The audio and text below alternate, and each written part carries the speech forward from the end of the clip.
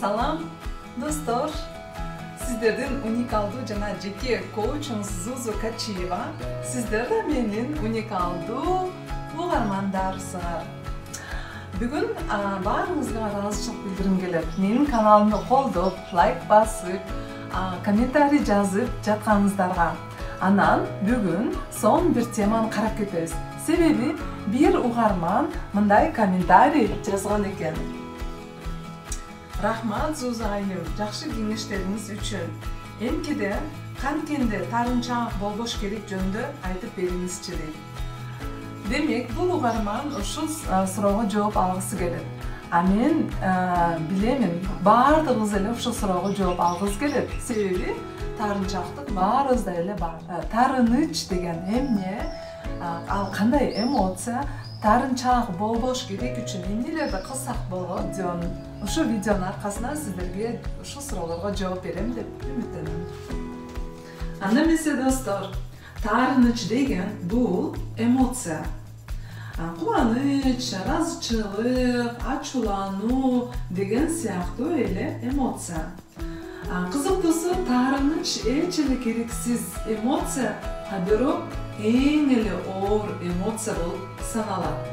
Анан эркек аялга карабастан, улутуна карабастан, жашаган жерине карабастан, статусуна карабастан, ар бир адамда бул эмоция бар. Эмне себептен адамдар таарынат бири-бирине? Бирден бир себеби биз күткөн нерсебизди ала албай калгандыктан, же биз каалагандай болбой калгандыктан, же болбосо ар дайым өзүбүз бирөөлөргө бир нерселерди кылсак, жакшылыктарды, белектерди, бирок ал тараптан андай болбосо, ошол себептерден адам таарынат экен. Психология боюнча биз билебиз, көп биздин азыркы болуп аткан учурларыбыз тек жайы бала чактан келет деп. Анан бала чагыбызда, мисалы, ата-энелер психологияны билбегендиктен, алар өздөрүнүн колунан келишинче бизге өздөрүнүн билигин ушундайча колдончу.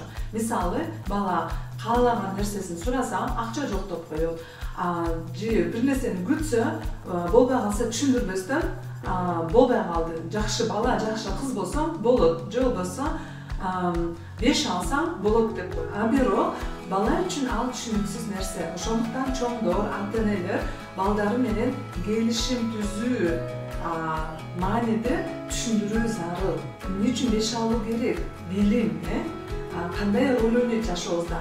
Акча жок, демек акча кандай келет? Эмне үчүн акчаны оңойдо корото албайбыз? Акчанын ролун, акча жөнүндө маалымат берүү зарыл.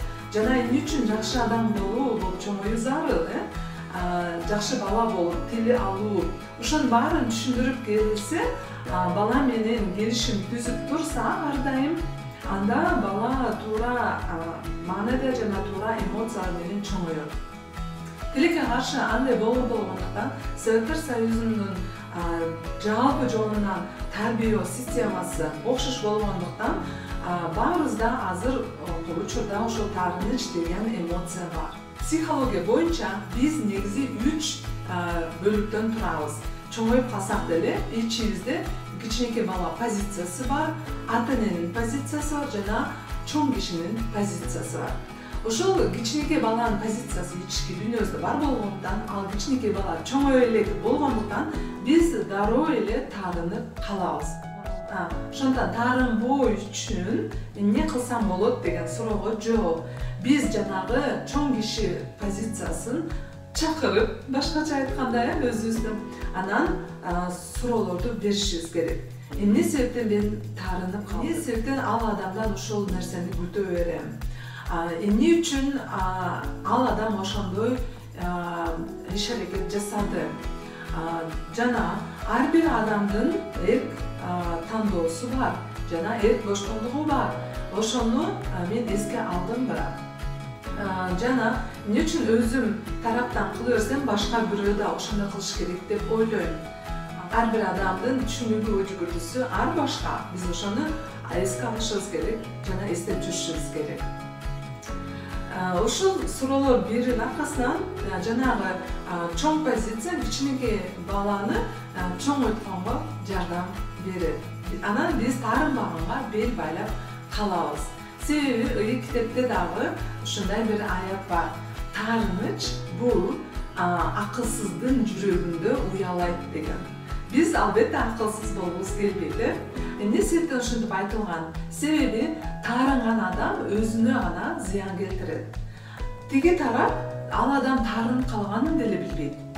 Таарынган адам өзүнө зыян себеби медицина боюнча, изилдөөлөр боюнча дагы көп таарынып өргөн адам оорукчан болуп калышы мүмкүн экен. Же оорукчан адамдар да демек көп таарынат дегенди билдирет экен. Ошондуктан дагы деле болсо өзүңүздөрдү анализдеп көрүңүздөр. Бир макалада жакшы түшүндүрмөсү бар экен. Кандай учурда адам таарынча болуп калат? Жана айтып кеткендей, бул кички бала позиция учурда. Эгер биз ошол позицияда чоң ойбой эле кала берген болсо, экинчиси сиз абдан көп иштеп, бирок эс алуу менен тең салмактабай койгондуктан көп иштеген адам көп стресс болот. Көп стресс болгон адам тез эле кыжырданат жана башкаларга бат эле таарынып калат экен. Анан ошондой эле туура ой жүгүртпөгөн адам дагы бат таарынып, өзүнүкүн эле ойлой берген. Өзүн башка адамдын ордуна койбогондуктан жана башкалардын ой жүгүртүүсүн билбегендиктен ошондой адам таарына берет экен. Анда эмесе корутундулап кетели бүгүнкү видеобузду. Суроо таарынбоо үчүн эмне кылуу керек деп. Биринчи кезекте бала позициядан чыгабыз. Баланын позициясында болбойбуз. Балдардын позициясы бул таарынча адамдар. Экинчиден биз өзүбүздүн эле көз карашты туура көрө бербестен өзүбүздү башка адамдын каршыбызда адамдын ордуна коюп ой жүгүртөбүз. Жана балким ал адамдын өзүнүн жагдай шарты кыйындыр. Балким ал адам башка варианты болгон жоктур. Балким ал адам да жеткилеңсиз ушинтип туура эмес оюн билдирип койду, айтып алды деп эске алабыз. Үчүнчүдөн намек менен сүйлөбөйбүз. Намекту өзүбүз гана түшүнөбүз. Өзүбүз түшүнгөн нерсени башка бирөө да түшүнөт деп талап кылбайбыз. Намектин ордуна эмнени кааласаңыз жана эмнени күтсөңүз ачык айрым сурайбыз.